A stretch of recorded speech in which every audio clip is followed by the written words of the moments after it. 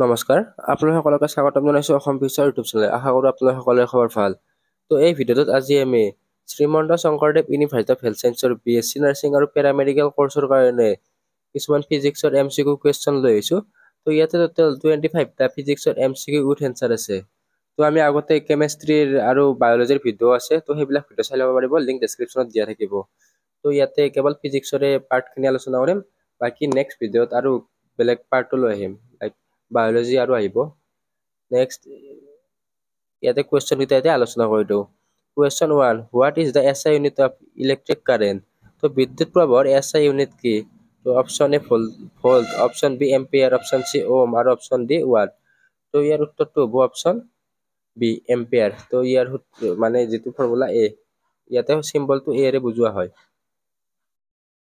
তো বাকি কিটা আলোচনা কৰি দিওঁ তো ভোল্টটো হৈছে ইলেক্ট্ৰিক পটেনচিয়েলৰ এসআই ইউনিট মানে বিদ্যুৎ বিভৱৰ এসআই ইউনিট যেটো এম্পিয়াৰ আছে তো এম্পিয়াৰটো কৈ দিলো বিদ্যুৎ প্ৰবাহ বা ইলেক্ট্ৰিক কাৰেন্টৰ এসআই ইউনিট নেক্সট ওমটো হৈছে ৰ'দৰ একক বা ইউনিট অফ ৰেজিস্ট্যান্স নেক্সট ওৱাট আপোনালোকে নিশ্চয় জানে তো এসআই ইউনিট অফ পাৱাৰ বা ক্ষমতাৰ একক বুলি জনা যায় তো এই চাৰিটা আপোনালোক চাই থৈ দিব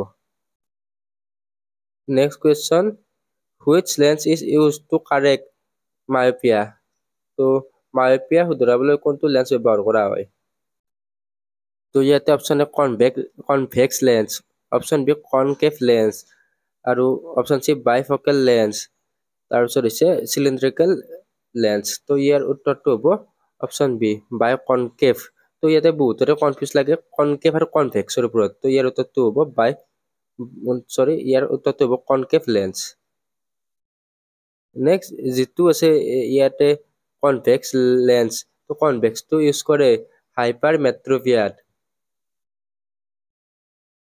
নেক্সট কনকেভটো কৈ দিলো যেটো বাইফোকাল আছে বাইফোকালটো ফ্ৰী বায়োপিয়াত ইউজ কৰে তো এটো এজ ৰিলেটেড উইকনেস হয় আৰু নেক্সট সিলিন্ড্ৰিকেল যেটো আছে হেতু blur view in a particular distance so মানে ব্লাৰ ভিউ এনেকুৱা টাইপত ইউজ কৰে Question 3. According to the Ohm's law, what is the relation between voltage, current and resistance? তো V I R ৰ মাজত মানে Ohm's law কি ৰিলেটেড হেতু দিছে ইয়াতে অপচন এ আছে V equal I R option B I equal V R তাৰপিছত অপচন সি টো হৈছে তো V ইকুৱেল I R ইয়াতে আৰু ইয়াতে option D R equal V I তো ইয়াতে অপচন সি টো V ইকুৱেল I R আছে আৰু অপচন যেটো এ আছে V equal I by R আছে তো এটা ডিভাইড আছে এটা আছে ইয়াতে ইনটু তো ইয়াৰ উত্তৰটো হ'ব অপচন সি টো V ইকুৱেল I R তো V ইকুৱেল I R টো শুদ্ধ উত্তৰ হয় যত আপোনালোকে V মানে ভোল্টেজ I মানে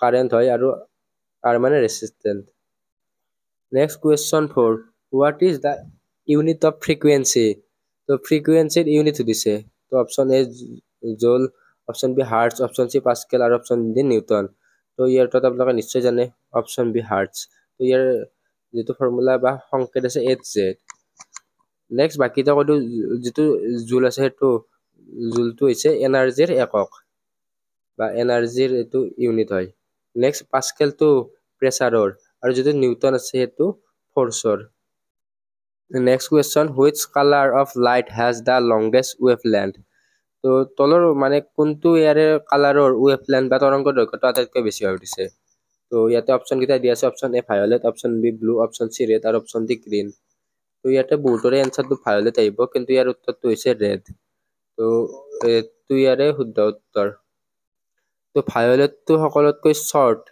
আৰু গ্ৰীনটো মিডিয়াম বুলি ক'ব পাৰি তো যেটো লংগেষ্ট আছে তো লংগেষ্টটো হ'ব ৰেড তো আৰু শৰ্টেষ্টটো হ'ব ভায়োলেট নেক্সট কোৱেশ্চন 6 তো what is the formula for kinetic energy গতি শক্তিৰ সূত্ৰ কি option A K E equal kinetic energy equal mgh option B K equal half mv square তাৰপিছত K E equal F D K E equal pv ইয়াৰ উত্তৰটো হ'ব option B kinetic energy K E equal half mv square যত m টো হৈছে মাস আৰু v টো velocity তো ইয়াতে যেটো প্ৰথমটো আছে KEMG আছে to for gravity related potential energy আৰু C টো FD তো এইটো work done by force তো force into distance এনেকুৱা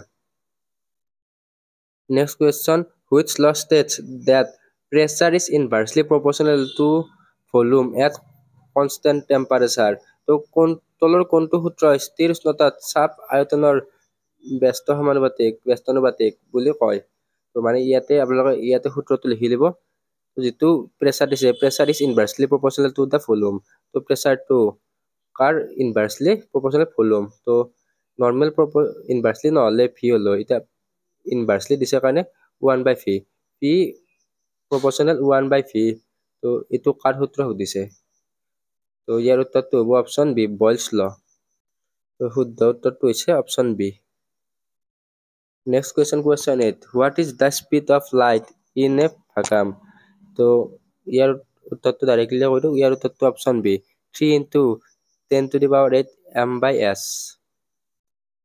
question 9 which device converts mechanical energy into electrical energy তো কোনটো যন্ত্ৰই যান্ত্ৰিক শক্তিক বৈদ্যুতিক শক্তিলৈ ৰূপান্তৰ কৰে option A motor option B generator option C transformer আৰু অপচন ডি ডায়োড তো ইয়াৰ উত্তৰটো হৈছে অপচন বি জেনাৰেটৰ তো জেনাৰেটৰে কি কৰে মেকানিক্যাল এনাৰ্জিটো ইলেকট্ৰিক্যাল এনাৰ্জিলৈ কনভাৰ্ট কৰে বাকি এক্সামত উল্টাকৈ কোৱেশ্চন সুধিব পাৰে তো ইলেকট্ৰিক্যাল এনাৰ্জিটো মেকানিক্যাল এনাৰ্জিলৈ কোনে এই কৰে হেতু তো ইয়াৰ অপচন এ টো হৈছে মটৰ তো মটৰে কি কৰে converts electric to mechanical energy বাকি নেক্সট যেটো সি আছে এসি তো ট্ৰান্সফৰ্মাৰে কি কৰে converts AC voltage to direct voltage তো এসিৰ পৰা ডিসি লৈকে কনভাৰ্ট কৰে নেক্সট ডায়োডে কি কৰে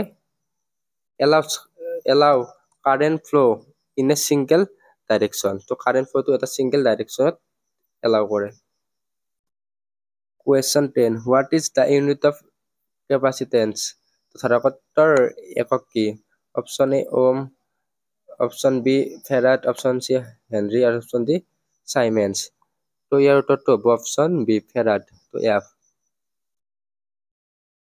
তো বাকি আপোনাক কৈ দিছিলো যেটো ওম আছে হেতু ৰেজিস্ট্যান্ট হয় নেক্সট হেনৰিটো ইন্ডাক্টেন্স আৰু যেটো ডি আছে সাইমেন্স হেতু conductance next question 11 what is the unit of power ক্ষমতাৰ একক কি তো এনেকুৱা মানে ফৰ্মুলা থকা এটা বা দুটা কোৱেশ্চন হয় ফৰ্মুলা মানে এনেকুৱা এসআই ইউনিট থকা তেওঁলোকে দিব তো তেওঁলোকৰ ফালৰ পৰা বেসিক কোৱেশ্চন এনেকুৱাকৈ দিব ক্লাস 10 লেভেলৰ এটামান বেসিক কোৱেশ্চন বেছিও নহয় প্ৰায় 5টাৰ আন্ডাৰত তেনেকুৱাকৈ দিব তো হাৰ্ড কোৱেশ্চন থাকিব মিডিয়াম কোৱেশ্চন থাকিব পেপাৰখন মিলাই কিনে কাটিব তো এই ভিডিওত ইমানখিনি হাৰ্ড কোৱেশ্চন দিয়া হোৱা নাই কিছুমান বেসিক কোৱেশ্চনে দিয়া আছে তো প্ৰথমতে বেসিকৰ পৰা স্টাৰ্ট কৰি আপোনালোকে মিডিয়াম যাব মিডিয়ামৰ পৰা হাৰ্ড যাব তো বাকি যদি আপোনালোকে এতিয়ালৈকে আমাৰ মক টেষ্ট সিৰিজটো লোৱা নাই তো মক টেষ্ট সিৰিজটো ল'ব পাৰিব এই মক টেষ্ট সিৰিজটো প্যাৰামেডিকেল কোৰ্সৰ কাৰণে হৈ যাব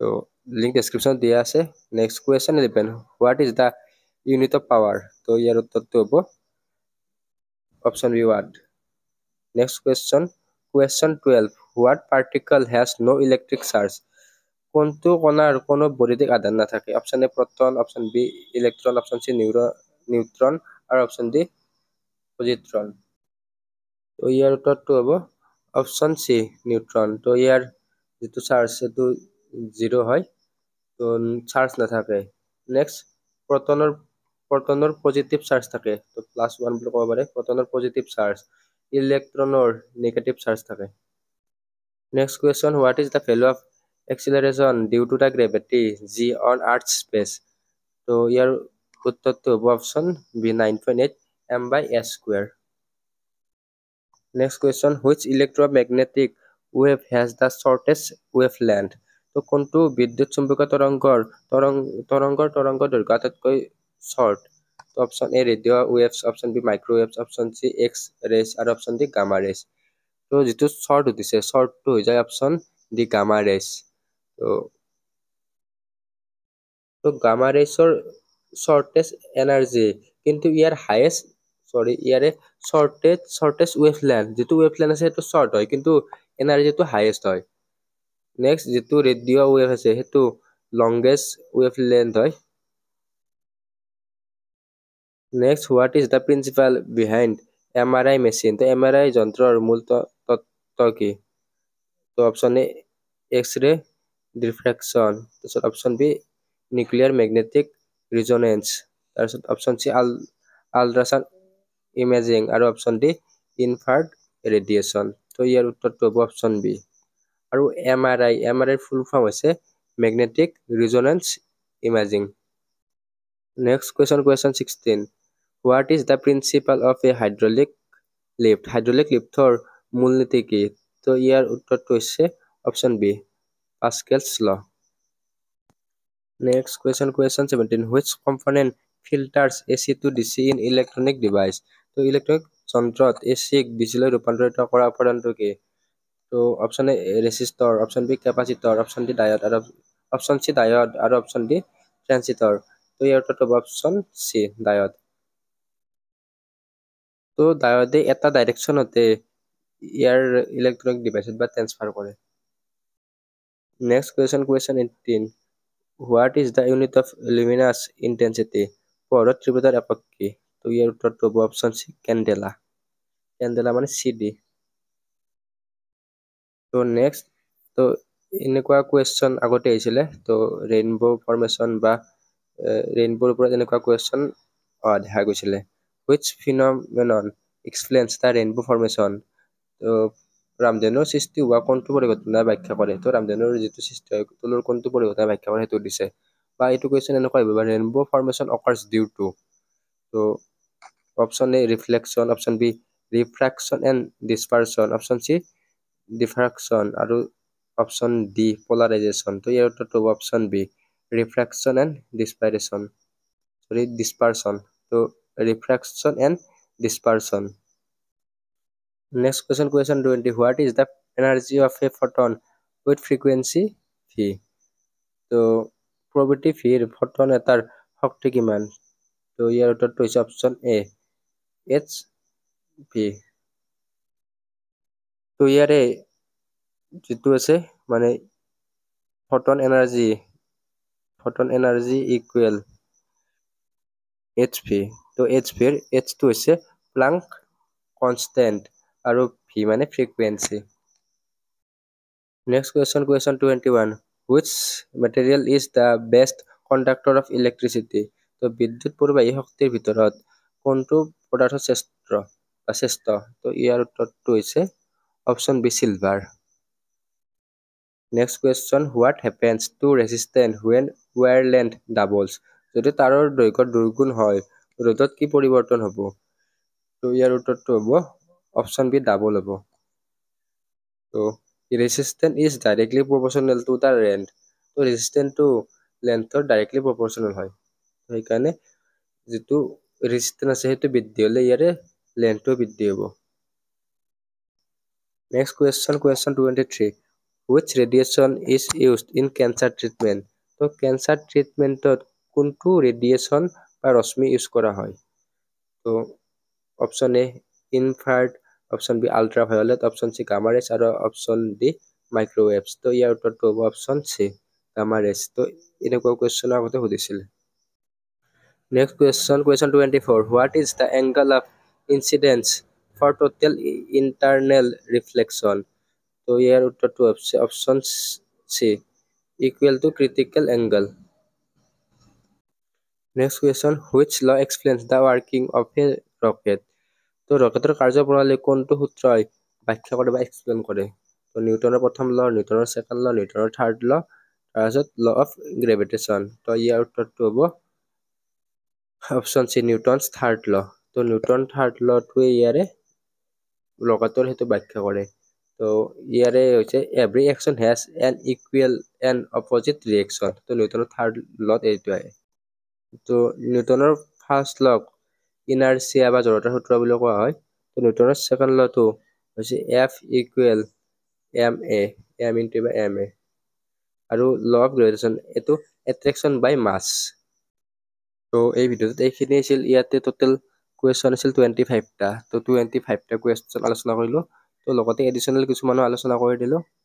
তো বাকী নেক্সট পাৰ্ট পাৰিলে যিমান পাৰোঁ সিমান সোনকালে লৈ আহিম। তো এই ভিডিঅ'টোত এইখিনি আছিল। তো আপোনালোকে আগৰ ভিডিঅ'বিলাক চাই ল'ব। প্লেলিষ্টৰ লিংক ডেছক্ৰিপশ্যনত দিয়া থাকিব। বাকী আমাৰ হোৱাটছআপ আৰু টেলিগ্ৰাম গ্ৰুপতো জইন হৈ লাগিব। ধন্যবাদ।